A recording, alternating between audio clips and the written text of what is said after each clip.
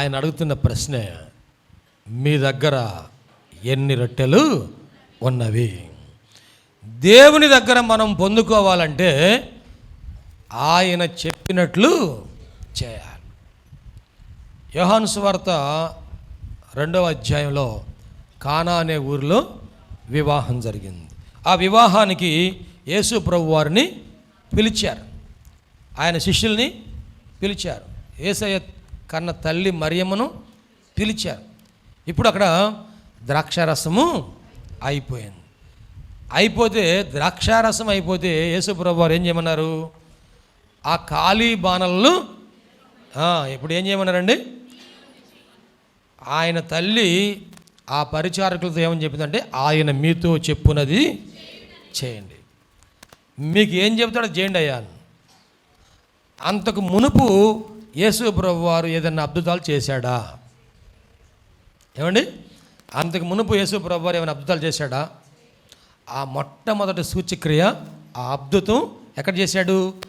కానా అనే ఊరిలో జరిగిన వివాహములో యేసు ప్రభు వారు చేశారు.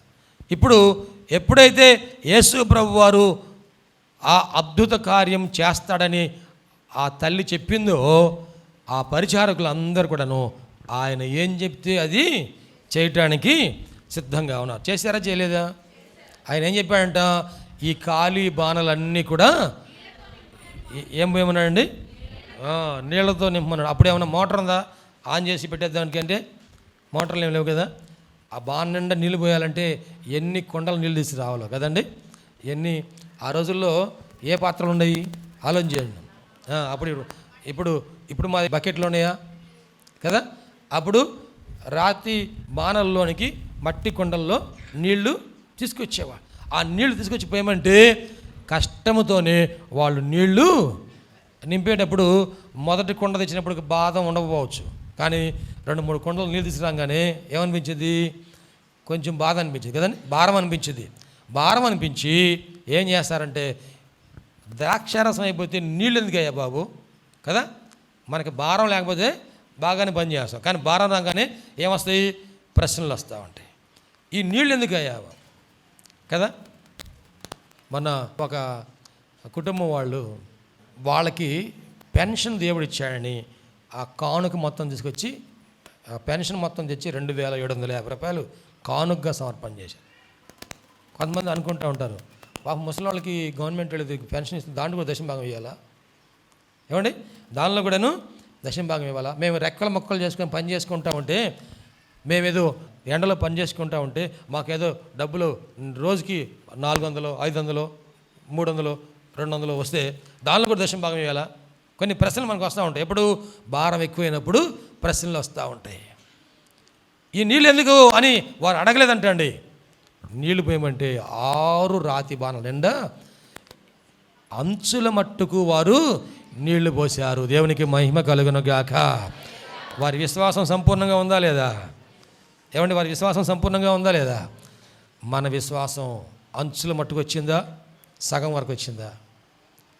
ఆలోచించేయండి. మన విశ్వాసము సగం వరకు వచ్చి ఆగిపోయిందా, అంచుల మట్టుకు వచ్చిందా? దావీదు గారు అన్నారు, నూనెతో నా తలను అంటేను నా గిన్నె నిండి పొర్లు వచ్చింది. ఆయన ఎటువంటి విశ్వాసం కలిగి ఉన్నాయంటే పొర్లి పారేంత విశ్వాసం కలిగిన వీరు ఎప్పుడైతే అంచుల వరకు నింపారో ప్రభువారు అన్నారు, ఇప్పుడు మీరు వడ్డించండి, దేవునికి మహిమ కలుగును గాక. యేసు ప్రభువారు ఒక్క మాట సెలవిస్తే చాలు, ఇప్పుడు మీ అద్భుతం ప్రారంభమవుతుంది, ఇప్పుడు మీ కార్యం సఫలమవుతుంది, ఇప్పుడు మీ కోరిక నెరవేరుతుంది, ఇప్పుడు మీ ప్రార్థనకు సమాధానం. గట్టిగా చెప్పలు కొడుతూ యేసయ్యకి మహిమ చెల్లిద్దామా? ఒక్క మాట ప్రభు సెలవిస్తే చాలు, 6 రాతి బాణల నిండా ఉన్న నీళ్ళన్నీ కూడా మధురమైన ద్రాక్షారసంగా మార్చబడ్డాయి. దేవునికి స్తోత్రం. హల్లెలూయా, హల్లెలూయా. మనం పొందుకోవాలంటే మనం ఇవ్వాలి. చూడండి, లూకా సువార్తలో 6వ అధ్యాయము 38వ వచనం, క్షమించండి అప్పుడు మీరు క్షమించబడుదురు, ఈయుడి అప్పుడు మీకు ఇవ్వబడును, అణచి కుదిలించి దిగజారునట్లు నిండు కొలతను మనుష్యులు కొలుతురు. మీ ఒడిలో కొలుతురు. మీరు ఏ కొలతతో కొలుతురో మీరు ఏ కొలతతో కొలుతురో ఆ కొలతతోనే మీకు మరలా కొలవబడునని చెప్పాను. దేవునికి మహిమ కలుగును గాక.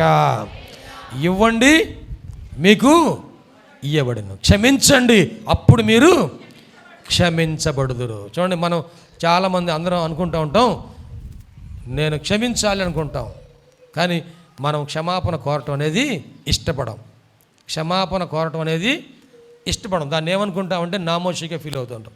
మనం క్షమాపణ అడగాలంటే మనం ఏమనుకుంటామంటే అది ఇన్సల్ట్గా మనం ఫీల్ అవుతాం.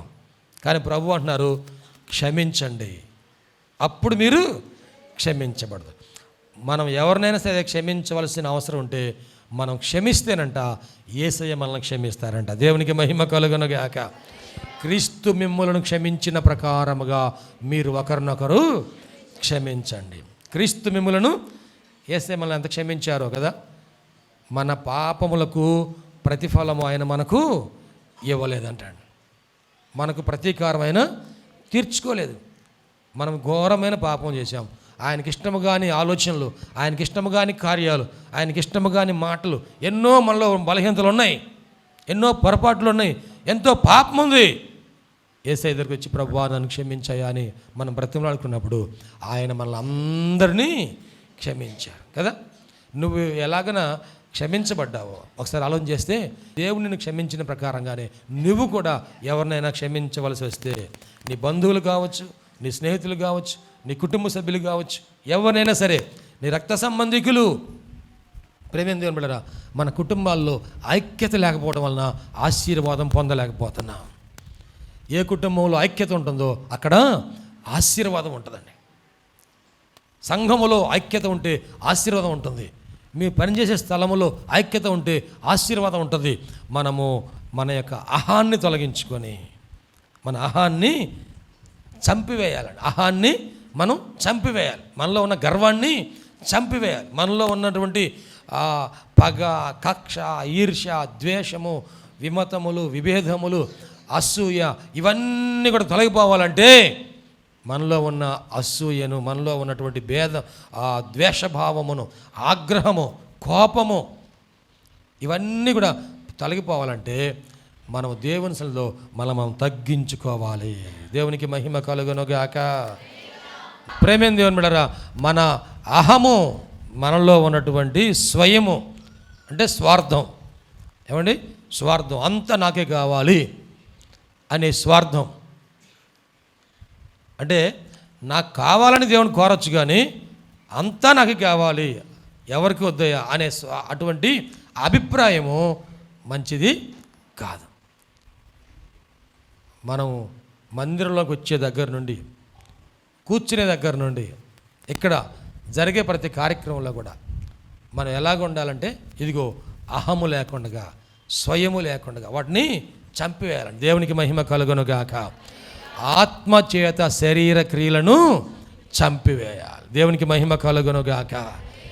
దేవుని సన్నిధిలో క్షమించండి, అప్పుడు మీరు క్షమించబడు. ఇయ్యండి, అప్పుడు మీకు ఇయ్యబడును. ఎలాగ ఇయ్యాలంట? అణచి, కుదిలించి, దిగజారునట్లుగా, నిండు కొలతతో. దేవునికి మహిమ కలుగునుగాక. ట్రైన్లో వెళ్తుంటే పల్లీలు అనుకుంటూ వచ్చాడు. పల్లీలు అంటే ఏంది? వేరుశెనక్కాయలు. ఒక్కో చోట ఒక రకం పిలుస్తూ ఉంటారు కదా. మన గుంటూరులో వేరుశెనక్కాయలు అంటుంటాం. వేరుశెనక్కాయలు కూర్చొని చాలాసేపు అయింది, ఏం తినడానికి లేదు, ఏదో ఒకటి తిందాము అనుకొని, అయ్యా పల్లీలు ఇటు రామంటే అతను వచ్చి అక్కడ 2 గిద్దలు చూపిస్తాడు. ఇదైతేనేమో 5 రూపాయలు అండి, ఇదైతేనే 10 రూపాయలు. ఒక 10 రూపాయలకి ఇమ్మన్నాం అనుకోండి, ఏం చేస్తాడు? మన ముందే ఆ గిద్దలో ఈ వేరుశెనక్కాయలు వేస్తాడు. ఎలాగ వేస్తాడు తెలుసా? ఆ కొలత, ఆ వేరుశెనక్కాయ మీద కాయ నిలబెడతాడు, లోపల మధ్యలో ఖాళీగానే ఉంటుంది, ఆ పైన ఇంకా మనకి ఎక్స్ట్రా వేసినట్టుగా 2-3 నిలబెడతా ఉంటాడు. తీసి మొత్తం మన పేపర్లో పోసి మనకి ఇస్తాడు. మనం ఏమనుకుంటాం? అమ్మో 10 రూపాయలు పెట్టి కొనుక్కున్నాం కదా అనుకుంటే దాంట్లో 10 కాయలు కూడా ఉండవు. ఎందుకని? ఆ కొలత వేరు. ఏ కొలత ఇది? మోసం చేసే కొలత. ఈ రోజున మార్కెట్లో మోసం చేసే కొలతలు చాలా ఉన్నాయి. తూనికలు కొలతలు డిపార్ట్మెంట్ వారు ఆదివారం రోజున మటన్ మార్కెట్కి వెళ్ళారు, ఫిష్ మార్కెట్కి వెళ్ళారు. ఇంకా అక్కడ కాటా వేస్తున్నారు, కేజీ మాంసం ఇదిగో అని చెప్పేసి కాటా వేస్తుంటే వాళ్ళు వచ్చి చూస్తే ఆ కాటాలో ఉన్నటువంటి మోసం ఏందో అక్కడ తెలుస్తుంది. కేజీకి 900 గ్రాములే వస్తుంది, ఒక 100 గ్రాములు తగ్గిపోతుంది. ఏ కొలత ఇది? మోసం చేసే కొలత. ప్రభు ఏ కొలత కొలమన్నాడు? ఆనచి కదిలించి. ఒకసారి వెంకట సుబ్బయ్య గారు కాటా తీసుకొని వచ్చాడు మా ఇంటి దగ్గరికి. పాత న్యూస్ పేపర్లన్నీ కొంటున్నారండి, ఇదిగో చూడండి దీంట్లోనే మా టెక్నాలజీ అని చూపించాడు. అవన్నీ 10 కేజీలు న్యూస్ పేపర్లు దానిలో పెడితే ఇవి కరెక్ట్ కొలత అయితే 10 కేజీలు ఉన్నాయండి. దీనిలోనే కొంచెం పట్టుకుంటే ఇది 5 కేజీలు చూపిస్తుంది. ఇందాక 10 కేజీలు చూపించింది కదండి. అది ఇట్లా పట్టుకుంటే అంటే ఆ కాటాలను పట్టుకునే విధానంలో కూడా తేడా. అటువంటి కొలతలు వద్దు, మాయ కొలతలు వద్దు. కానీ ఏం కొలతలు కమ్మన్నాడు? అణచి కుదిలించి దిగజారునట్లుగా, అణచి కుదిలించి దిగజారునట్లుగా మీరు కొలవండి. ఎందుకంటే మీరు ఏ కొలతతో కొలుస్తారో అదే కొలతతో మరలా మీకు దేవుడు కొలిచి ఇస్తాడు. దేవునికి స్తోత్రం. మీరు మనుషులకు ఏ కొలత కొలుస్తారో అదే కొలత దేవుడు మీకు ఇవ్వాలని కోరుకుంటున్నాడు. దేవునికి స్తోత్రం. హల్లెలూయా. ప్రేమైన దేవుని బిడ్డలారా, మన జీవితంలో అటువంటి కొలత లేనంత ఆశీర్వాదము మనం పొందాలంటే ఆయన మీతో చెప్పునది మీరు చేయండి. అప్పుడు ఆయన ఇచ్చే ఆశీర్వాదాలు ఊహించినటువంటి ఆశీర్వాదాలు, అద్భుతకరమైనటువంటి ఆశీర్వాదాలు, మానవాతీతమైన సహజాతీతమైన సూపర్ న్యాచురల్ థింగ్స్ మన జీవితంలో అనుభవిస్తాం. ఈ 2023వ సంవత్సరంలో దేవుడు అటువంటి అద్భుత కార్యాలు మన జీవితాల్లో జరిగించునుగాక.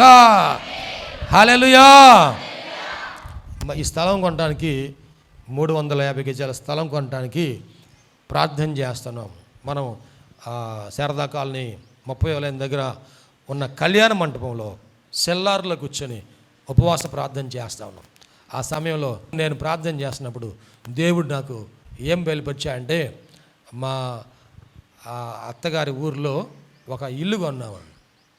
నేను మా ఆఫీసులో లోన్ తీసుకొని 1,50,000 రూపాయలతో ఒక ఇల్లు కొన్నాం. అది గవర్నమెంట్ వాళ్ళు కట్టించిన ఇల్లు, 3 సెంట్లు స్థలం. ఆ ఇల్లు మళ్ళీ రిపేర్ చేయించాం.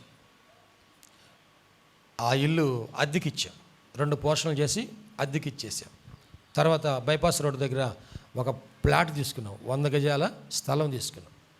ఆ స్థలం దేవుడు నాకు ఏమని బయలుపరిచాయంటే, ప్రభువా ఈ మందిర స్థలం కొనడానికి, మందిరం నిర్మించడానికి మేము మా కుటుంబం తరపున ఏం చేయాలి ప్రభువా? దేవుని ఆలయం నిర్మించడానికి దావీదు గారు ఏం చేశారంటండి, తన కుటుంబం తరపున ఆయన ఒక ప్రత్యేకమైన కానుక ఇచ్చాడండి కదా. తన ఆ మందిర నిర్మాణం కోసం నా కుటుంబం తరపున నేను ఈ కానుక ఇస్తాను అనగానే మంత్రి గారు లేచి నా కుటుంబం తరపున నేను ఈ కానుక ఇస్తాను. అలాగనే సైన్యాధ్యక్షుడు లేచి మా కుటుంబం తరపున మేము ఈ కానుక ఇస్తాము. అలాగనే అక్కడ ఉన్నటువంటి పెద్దలందరూ, అలాగనే అక్కడ ఉన్నటువంటి ఒక్కొక్క కుటుంబం వారు, ఇదిగో దేవుని మందిరము నిర్మించడానికి మేము మా కుటుంబం తరపున ఈ కానుక ఇస్తాము అని వారు సమర్పణ చేశారు. ఎప్పుడైతే వారు అందరి కూడాను మనము నిర్మించబోతున్న ఈ మందిరము చరిత్రలో అతి ప్రాముఖ్యమైనటువంటి మందిరం, ఇంతకు మునిపే కానీ దీని తర్వాత కానీ ఇటువంటి మందిరం భూమి మీద నిర్మించబడదు. దేవునికి మహిమ కలుగునుగాక. ఈ రోజున ప్రపంచంలో అత్యధిక ధనవంతులైన వారందరి ధనము కంటే సొలొమోను మహారాజు గారు అత్యధికమైన ధనవంతుడంట. దేవునికి స్తోత్రం అండి. ఈ మందిరము సొలొమోను రాజు గారు నిర్మించబోతున్నారు. ఇదిగో మేము ఇవన్నీ సమకూరుస్తాం. దావీదు గారు అన్నారు, నన్ను దేవుడు మందిరం నిర్మించమని చెప్పలేదు, నా కుమారుడు నిర్మిస్తారని చెప్పాడు. కాబట్టి ఆ మందిరం నిర్మించబోయే నా కుమారుడైనటువంటి ఆ బిడ్డ బాల్యంలోనే ఉన్నాడు, యవన ప్రాయంలో ఉన్నాడు. అతనికి అన్ని సమకూర్చుకోవటం తెలియదు కనుక ఇదిగో నేను నా కుటుంబం నుంచి ఈ కానుక ఇస్తున్నాను కానీ వారందరూ వచ్చారు. దేవునికి మహిమ కలుగునుగాక. హల్లెలూయా. మన గుంటూరు గవర్నమెంట్ హాస్పిటల్లో మాతా శిశు సంరక్షణ కేంద్రం అని ఒక బిల్డింగు, పెద్ద బిల్డింగ్, 5-6 అంతస్తుల బిల్డింగు కడతా ఉన్నారు. ఆ బిల్డింగ్ కోసం అంట అమెరికాలో ఉన్నటువంటి ఒక డాక్టర్ అమ్మ గారు, ఆమె తన కుటుంబం తరపున, తనకు పిల్లలు ఎవరు లేరు, ఆమె సంపాదించినటువంటి ఆస్తి అంతా కూడాను ఆమె ఆ బ్లాక్ నిర్మించడం కోసం ఆమె 25 కోట్ల రూపాయలు కానుకగా ఇచ్చిందండి. ఎప్పుడైతే ఆమె ఆ కానుక ఇచ్చిందో అమెరికాలో ఉన్నటువంటి మన తెలుగు డాక్టర్లు, మన ఆంధ్ర వాళ్ళందరూ కూడాను కొన్ని అసోసియేషన్స్ ఉన్నాయి, వాళ్ళందరూ కూడాను సమకూడి ఆమె అంత ఇచ్చింది కనుక మనమందరం కూడా మన కుటుంబాల నుండి ఇంత ఆఫరింగ్ ఇచ్చి ఇక్కడ గవర్నమెంట్ హాస్పిటల్లో ప్రజలందరికీ మేలు కలిగినట్లుగా, ఎందుకంటే గుంటూరు మెడికల్ కాలేజీలో మనం చదువుకున్నాం, గుంటూరు గవర్నమెంట్ హాస్పిటల్లో మనం నేర్చుకున్నాం, ఈ హాస్పిటల్లో మనం ఎంతైనా సరే సహాయం చేయాలి అనే ఉద్దేశంతో అందరిచ్చే ఇప్పుడు దాదాపు 50 కోట్ల కంటే ఎక్కువ కానుకలు సేకరించి ఆ కన్స్ట్రక్షన్ జరుగుతూ ఉంది. దేవునికి స్తోత్రం. అక్కడ అనేక మంది బాలింతలు, అనేక మంది గర్భవతులు, ఇప్పుడు గవర్నమెంట్ హాస్పిటల్లో ఒక మంచం మీద 2 గర్భవతులు ఉంటున్నారు, ఒక మంచం మీద 2 బాలింతలు ఉంటున్నారు. ఆ తల్లులే మంచం మీద పనుకుంటే ఆ పిల్లల్నేమో కింద కూర్చోబెట్టుకొని అమ్మమ్మలు కూర్చుంటూ ఉన్నారు. ఆలోచించండి, ఇటువంటి దుర్భరమైన పరిస్థితి ఉండకూడదు. చాలా ప్రాంతాల నుంచి ఇక్కడికి వస్తున్నారు, డెలివరీ కోసం వస్తున్నారు. వారికి ఉపయోగపడే విధంగా కొన్ని అంతస్తుల బిల్డింగ్, ఏ మంచం మీద 2 ఉండకూడదు, అందరికీ సరిపోనండి ఏర్పాటు చేయాలనే ఉద్దేశంతో ఆ డాక్టర్స్ అందరు కూడా వచ్చినప్పుడు ఒక్కొక్కరు ఇదిగో మా కుటుంబం తరపున ఇన్ని లక్షలు, మా కుటుంబం తరపున ఇన్ని కోట్లు ఆ కానుకలు ఇచ్చేసి ఆ మంచి బిల్డింగ్ ఇప్పుడు కన్స్ట్రక్షన్ పని జరుగుతూ ఉంది. ఒకనొక రోజున అది ప్రారంభం కాబోతూ ఉంది. దేవునికి మహిమ కలుగునుగాక. ప్రభు నాతో మాట్లాడాడు, ఆ 2 అమ్మేసేసి ముందు నీ 5 రొట్టెలు 2 చేపలు నా చేతిలో పెట్టమని. మనకున్నవి దేవుని కోసం సమర్పణ చేయాలంటే అది దేని మీద ఆధారపడి ఉంటుంది? మన యొక్క సమర్పణ మీదనే ఆధారపడి ఉంటుంది. మన సమర్పణ మీదనే ఆధారపడి ఉంటుంది. మనము సమర్పణ చేస్తే దేవుడు దానిని మరలా మనకు ఆశీర్వదించి మన చేతిలో పెడతాడు. దేవునికి స్తోత్రం. హల్లెలూయా. ప్రేమేం దేవుని బిడ్డలారా, ఆ 2 నేను అమ్మి బేరం పెట్టేశాను. ప్రార్థన చేసుకొని బేరం పెడితే అంతకు మునుపున్న రేటు కంటే కూడాను దేవుడు ఇంకా రేటు పెరిగి 10 లక్షలు దేవుడిచ్చి ఆశీర్వదించాడు. దేవునికి స్తోత్రం. మొట్టమొదటి 10 లక్షలు తెచ్చి మందిరం కానుకల అర్పణలో ఏర్పాటు చేశాను. దేవునికి స్తోత్రం. హల్లెలూయా. మనం దేవునికి మన సమయం ఇవ్వాలి, మన సమయం ఇవ్వాలి. నీ జీవితంలో నువ్వు కోరుకున్నటువంటి ఆ సమయం, నీకు ఇష్టమైనటువంటి ఆ సమయం, నీకు దేన్ని ఎక్కువగా ప్రేమిస్తున్నావో దాన్ని దేవుడు అడుగుతూ ఉంటాడు. దేనిని ఎక్కువగా ప్రేమిస్తున్నావో ప్రియదేవులారా, నువ్వు సినిమాలు చూసే అలవాటు ఉండొచ్చేమో, ఆ సమయం దేవునికి ఇవ్వండి. సీరియల్ చూసే అలవాటు ఉందేమో, ఆ సమయాన్ని దేవునికి. టీవీలు చూసేవాళ్ళు, సినిమాలు చూసేవాళ్ళు, సీరియల్ చూసేవాళ్ళు, ఎక్కువగా సీనియర్ సిటిజన్స్ సీరియల్ చూస్తూ ఉన్నారు. అమ్మమ్మోళ్ళు, నాయనమ్మోళ్ళు, బామ్మోళ్ళు టీవీ చూస్తున్నారు. మాకు ఇంకా పాత సినిమాలు కావాలంటున్నారు. మీకు ఇంకా చాలేదా?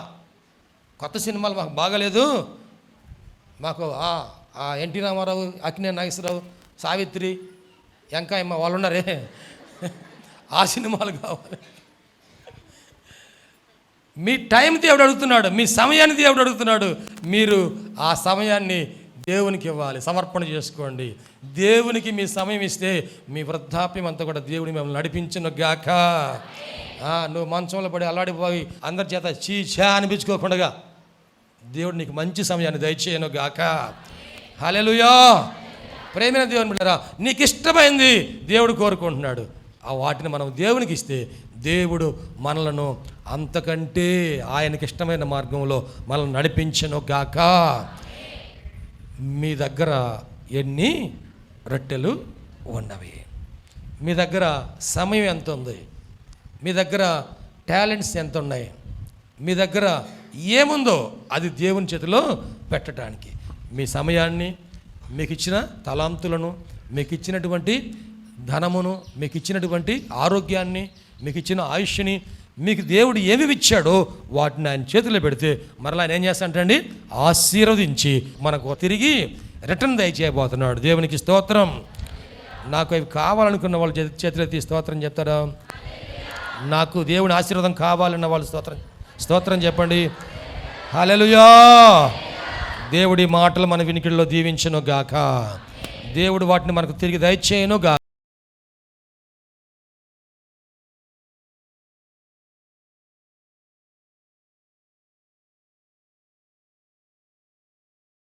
దేవుని నామానికి స్తోత్రాలు.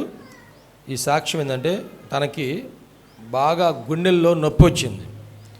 ప్రేయర్ ఆయిల్ రాసుకొని ప్రార్థన చేసుకున్నప్పుడు దేవుడు సంపూర్ణంగా స్వస్థపరిచి ఈ రోజున మందిరంలో సాక్షిగా నిలబెట్టాడు. గట్టిగా చప్పట్లు కొడుతూ దేవునికి మహిమ చెల్లేదా?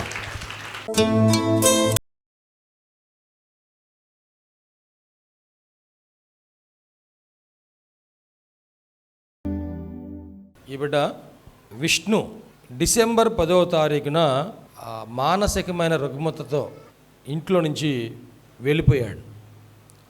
ఎక్కడికి వెళ్ళాడు అనేది అడ్రస్ తెలియలేదు. ఎక్కడున్నాడు, ఎలాగున్నాడు, ఏ విషయం కూడా తెలియలేదు. మందిరంలోకి వచ్చింది. బుధవారము విజ్ఞాపన ప్రార్థనలో, శనివారం ఉపవాస ప్రార్థనలో, అలాగనే ఉపవాస ప్రార్థనలో, గడిచిన 3 రోజులు ఉపవాస ప్రార్థనలో దేవుని సన్నిధిలో ఎంతో కన్నీరు గార్చి ప్రార్థన చేసింది. సంఘం అంతా కూడా ప్రార్థన చేశారు. దేవుడు కృప చూపించి ఈ 3 రాత్రుల ప్రార్థన ముగిసేసరికి గడిచిన రాత్రి ఈ బిడ్డను క్షేమంగా దేవుడు ఇంటికి నడిపించాడు. డిసెంబర్ 10వ తారీఖు నుండి 14వ తారీఖు వరకు నెల రోజులు బిడ్డ ఇంట్లో లేకపోతే ఆ కుటుంబ సభ్యులు ఎంత తల్లడిల్లిపోయారో, ఎక్కడున్నాడో, ఎలాగున్నాడో, అసలు ఉన్నాడో లేదో పరిస్థితి అర్థం కాని సమయంలో ఎంతో కన్నీరుగా వచ్చారు. దేవుడు మనందరి ప్రార్థన ఆలకించి, సంఘ ప్రార్థన ఆలకించి, తల్లి ప్రార్థన ఆలకించి, కుటుంబ ప్రార్థన ఆలకించి ఈ బిడ్డని మరలా క్షేమంగా ఇంటికి నడిపించినందుకు దేవునికే మహిమ కలుగును గాక. గట్టిగా చప్పట్లు కొడుతూ దేవునికి మహిమ చెల్లిద్దాం.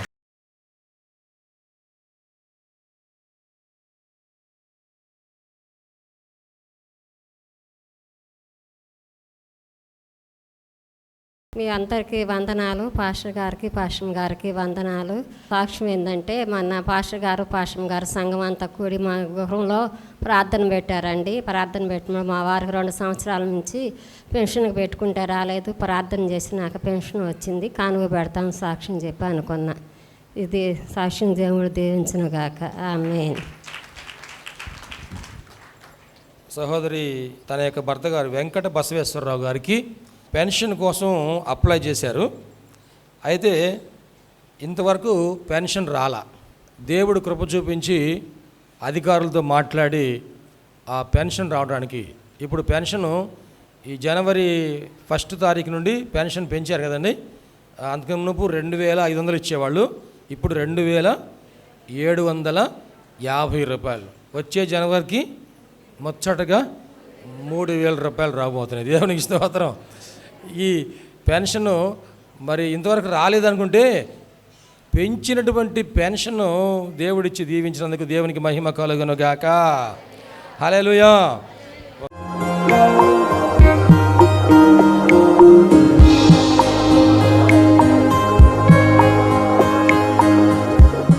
ప్రభునందు ప్రియ దేవుని బిడ్డలారా, ఎంతవరకు దేవుని వాక్యం విన్నందులకు ప్రభునామమున వందనాలు తెలియజేస్తున్నాం. మనం అందరం ప్రార్థనలో ఏకీపిద్దాం. తలలు వంచి కనులు మూసుకొని ప్రార్థనలో ఏకీపిద్దామండి. ప్రార్థించుకుందాం. మహోన్నతుడైన దేవ, పరిశుద్ధుడైన మా ప్రభువా, నీ పరిశుద్ధమైన పాదములకు వందనాలు. ఇదిగో నాయనా, ఈ వాక్యము ద్వారా మాతో మీరు మాట్లాడినందుకు వందనాలు ప్రభువా. అవును, నువ్వు సజీవుడైన దేవుడివయ్యా, మాట్లాడే దేవుడవు ప్రభువా. ఈ వాక్యం మా హృదయంలో పదిలిపరుచుకుంటూ సహాయం చేయండి. సంపూర్ణమైన మారు మనసు మాకు దయచేయండి. పాప క్షమాపణ అనుభవం మాకు దయచేయండి. రక్షణ ఆనందం మాకు దయచేయండి ప్రభువా. ఈ అనారోగ్యములు, బలహీనతలు, సమస్యలు, శోధనలు, సైతాను ఆటంకాలు అన్నీ కూడా యేసుక్రీస్తు నామములో తొలగించండి నాయన. పరిశుద్ధాత్మ దేవ, మీ కార్యం జరిగించండి అయ్యా. మీరు మాకు తోడుగా ఉండి దీవించండి. మమ్మల్ని, మా కుటుంబం జ్ఞాపకం చేసుకోండి. మా బిడ్డల్ని మీరు ఆశీర్వదించండి ప్రభువా. మా కుటుంబంలో రక్షణ ఆనందం సంపూర్ణంగా దయచేయండి. ఎటువంటి అవసరాలని మీకు తెలుసునైనా ప్రతి అవసరతలో కూడా మాకు సహాయం దయచేయండి. అన్ని విషయాలు కూడా మీరు దీవించండి. ఈ టీవీ ప్రోగ్రాం చూసిన ప్రతి ఒక్కరిని పేరు వరుసన మీరు దీవించి రక్షించి మీరు అక్కడ కొరకు సిద్ధపరచండి. మంచి భవిష్యత్తును వారికి దయచేసి మీ కృపలో మీరు వర్ధలు చేయమని నీకే సమర్పణ చేసుకుంటూ యేసయ్య పరిశుద్ధ నామములో స్తుతించి ప్రార్థించి వేడుకుంటున్నాము తండ్రి. ఆమెన్. తండ్రి, కుమార, పరిశుద్ధాత్మ త్రియేక దేవుని దీవెన తోడుగా నడిపించను గాక. Amen, amen, amen. మీ అందరికీ ప్రభునామన వందనాలు. దేవుడు మిమ్మల్ని దీవించును గాక. ఆమెన్. ప్రభునందు ప్రియమైన సహోదరి సహోదరులందరికీ షకీనా ప్రార్థనా మందిరం తరపున హృదయపూర్వక వందనాలు తెలియజేస్తున్నాం. దేవుని కృప వలన 2012వ సంవత్సరంలో 350 గజముల స్థలంలో ఈ మందిరం నిర్మించుకోవడానికి ప్రభు కృపించారు. 2016వ సంవత్సరంలో నూతన స్థలం 180 గజముల స్థలం తీసుకోవడానికి ప్రభు సహాయం చేశారు. ఈ సమయంలో ఈ స్థలం అంతటిలో కూడాను మందిరం నిర్మించుకోవడానికి ప్రభు ఏర్పాటు చేసి ఉన్నారు కనుక ఈ మందిర నిర్మాణం, పాత మందిరం తీసివేసి నూతన మందిర నిర్మాణం కార్యక్రమం ప్రారంభించబడిందని దయచేసి ఈ మందిర నిర్మాణం కొరకు మీరు అందరూ ప్రార్థన చేయాలని, ప్రేరేపించబడిన వారందరూ కూడాను ఈ మందిర నిర్మాణంలో 106 అడుగుల పొడవు 45 అడుగుల వెడల్పు కలిగిన ఈ స్థలం అంతటిలో మందిర నిర్మాణం స్లాబ్ వేయటం జరుగుతుంది కనుక దయచేసి ప్రేరేపించబడిన వారందరూ కూడా మీ ఆర్థిక సహాయ సహకారాలు అందించి ప్రార్థించి మీరు దీవించబడాలని ప్రభునామన మనవి చేస్తున్నాం. ఈ స్క్రీన్ మీద చూపించబడుతున్న నంబర్కు మీరు ఫోన్పే కానీ, గూగుల్ పే కానీ, లేక మా అకౌంట్ నెంబర్కి మీరు కానుక పంపించి సహాయం చేయాల్సిందిగా కోరుతున్నాం. లేక మీరు ప్రత్యక్షంగా వచ్చి ఈ మందిర నిర్మాణ కార్యక్రమాన్ని చూసి మీరు కానుక అందించి దీవించబడాలని ప్రభునామన మనవి చేస్తాం. ప్రభు మనందరికీ తోడుగా ఉండి ఆశీర్వదించును గాక. ఆమేన్. షకీనా ప్రార్థనా మందిరంలో ఆదివారపు ఆరాధనకు మా ఆహ్వానం. అనారోగ్యంతో బాధపడుచున్నారా? దురాత్మలతో పీడింపబడుచున్నారా? పాపపు అలవాట్లు మానలేకపోతున్నారా? కుటుంబ సమస్యలతో కృంగిపోతున్నారా? భవిష్యత్తు గురించి భయపడుచున్నారా? షకీనా ప్రార్థనా మందిరానికి ఇదే మా ఆహ్వానం.